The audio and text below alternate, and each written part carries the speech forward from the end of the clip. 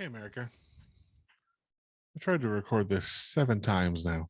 I had a graphic and a whole thing, and nothing was working. I technical issues with the screen share, or my chair sunk one time.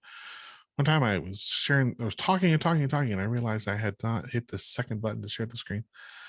Um, when something's not working, you gotta sometimes just take a step back and recognize that there was something to that. Like maybe that was the wrong path. So I'm not just not gonna, you can Google the image yourself. There's a million of what I'm going to talk about. There's no shortage of information. You can go look this up if you want to.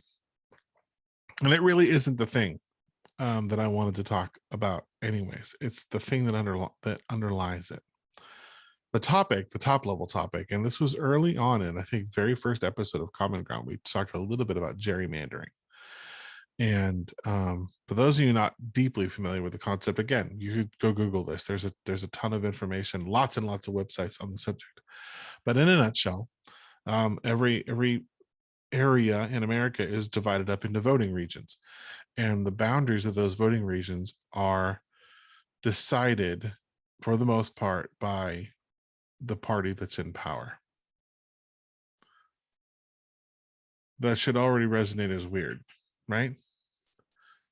So if a party becomes the majority party and they get elected, to ensure they stay elected, when opportunities arise to redraw district lines, there is a political game that is played on both sides of the aisle. By the way, nobody is innocent from this, to redraw the lines so that their next victory will be more assured. And it will carry on and on and on like that. I don't want to argue politics. Most of the time when we're on here and we're trying to do a Common Ground episode, or I'm filming a Hey America, I hope you guys catch that I'm not trying to talk politics. I'm really just trying to engage you. If you're listening, if you're watching, when we're talking as a panel on Common Ground, that's where I'm trying to connect, and the rest of the team is doing the same thing. There are lots of people online that argue politics, and they just scream rhetoric at each other, and everybody says what they've learned to say, and nobody really listens, and there is no middle ground ever found, and it's a train wreck. And the only people it serves are the people who just love wallowing in their echo chamber, who like hearing everything that they like to hear, and they block out everything they don't want to hear. But that's not representative government. That's not democracy. That's not even how regular life works. There's stuff that we like and there's stuff that we don't, and we make our way through it, and we make compromises, and we try and find a way to get along. That's what we're supposed to do, right? This is what we train our kids to do. We should all endeavor to do at least the things that we train our kids to. So the subject of gerrymandering has been a thorn in my brain for quite some time, and the thing I have struggled with the most about it is that we don't all agree on this topic. It doesn't make sense to me.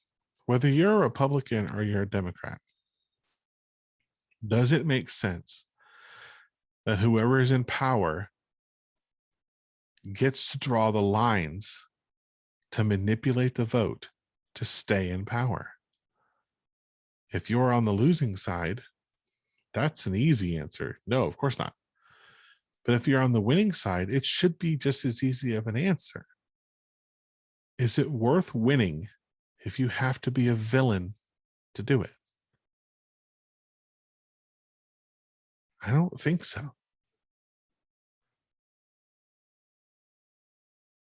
So I'd encourage you to check out, if you don't know enough about gerrymandering to speak thoughtfully on the topic, I would encourage you to check it out, because it directly impacts the power of the vote in your district right now. And either your vote doesn't count, which is not good, or the vote of your neighbor may not count, which is not good. And if you find that your political party just keeps winning over and over and over again, is it worth winning if you have to be a villain to do it? I don't think so. I don't think that's representative government. I don't think that those are the philosophies that our country is founded upon. It's not what we teach our kids. It's not how we should behave. I think we should be on the same page with regards to gerrymandering. I think we should agree collectively as a people that politicians manipulating voting lines in order to keep powerful people in power is not representative government. It's just not. Now, if you disagree with me, you're certainly welcome to. I really want to know why. If you disagree and you think that gerrymandering is a healthy part of the American experience and needs to be there for democracy to work properly, put it in the comments. Come on the show. Help us understand. Help me understand how you're falling on the other side of this so I can understand. Maybe I'm missing something.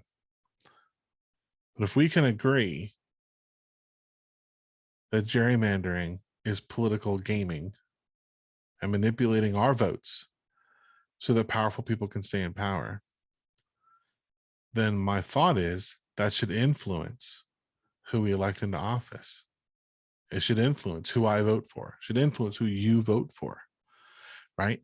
If you are voting for politicians that have participated and support the keeping of gerrymandering, then that should call their integrity into question directly. If you are looking at a politician and they are against that and they want to reform that so it's not in the hands of the powerful, then that should ring as a good thing, I would think, right? Help me understand.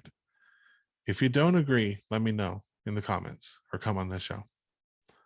If you do agree, then let's make sure our politicians, as we vote and continue to carry forward into midterms and on, that they understand that this isn't something we support and this is something that needs to change, because my vote counts and your vote counts and everybody's vote should count. That's all. All right. Have a good day. See ya.